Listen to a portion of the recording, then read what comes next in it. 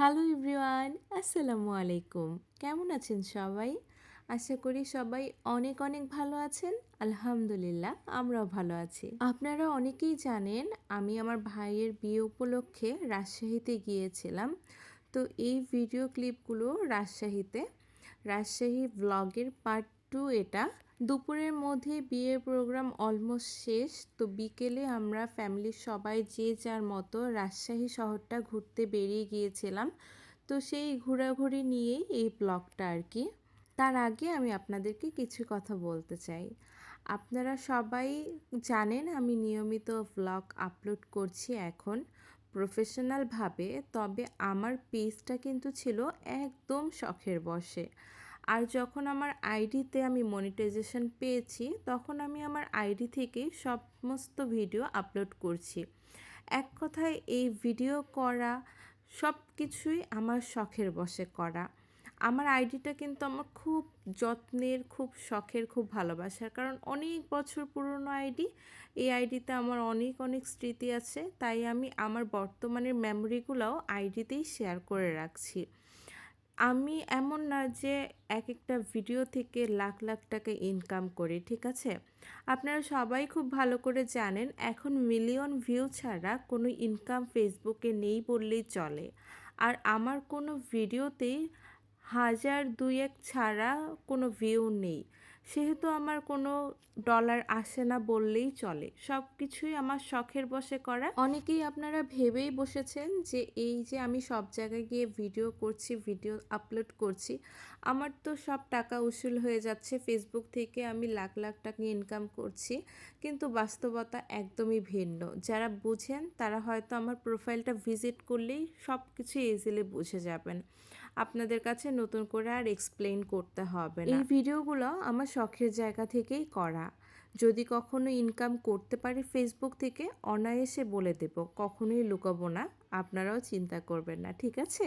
তো সবাই মিলে চলে গেলাম রাজশাহী শহরটা ঘুরতে। রাজশাহী শহরের আশেপাশে কোথাও কোনো কিছু আমরা চিনি না, যেহেতু আমার কাজিন উল্লাস ভাইয়া রাজশাহীতে থাকে, পড়াশোনা করে। তো ও আশেপাশে সব জায়গা চেনে। ও আর কি আমাদেরকে এক এক জায়গায় নিয়ে যাচ্ছিল ঘুরতে। আমরা তো আসলে প্লেসগুলো চিনি না। ফার্স্টে আমরা গিয়েছিলাম পদ্মার পাড়ে। প্লেসটা বেশ সুন্দর, তবে শুধু হেঁটেইছি, কোথাও বসা হয়নি। বসলে হয়তো আরেকটু ভালো লাগতো। আর সারাদিন জার্নির পর এত হাঁটাহাঁটি করতে করতে মানে অবস্থা একদম খারাপ হয়ে গিয়েছিল।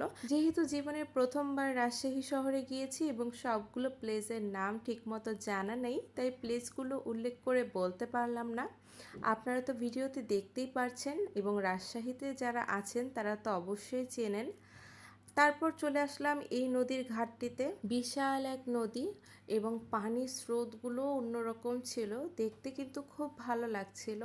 শুধু অভাব বোধ ছিল একটু বাতাসের।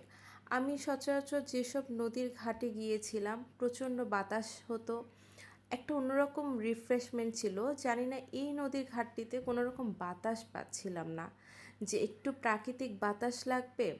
এমনি তো টায়ার্ড, তার মধ্যে অনেক গরম, আর সবচেয়ে বড় কথা এত এত মানুষের ভিড়। আমি জানি না এখানকার একটা স্থানীয় জায়গায় এত কেন ভিড়। মানলাম সেদিন শুক্রবার ছিল, তাও এত ভিড় থাকবে।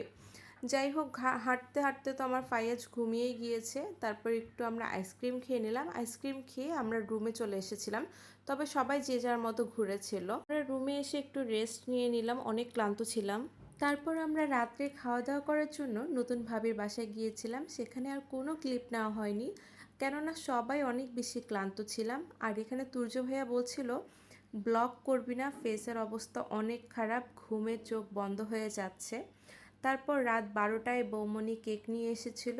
আলিশার বার্থডে ছিল, 2 তারিখে বার্থডে, রাত 12টায় কেক নিয়ে এসেছিল। আমরা পাশাপাশি 2টা হোটেলে সবাই ছিলাম।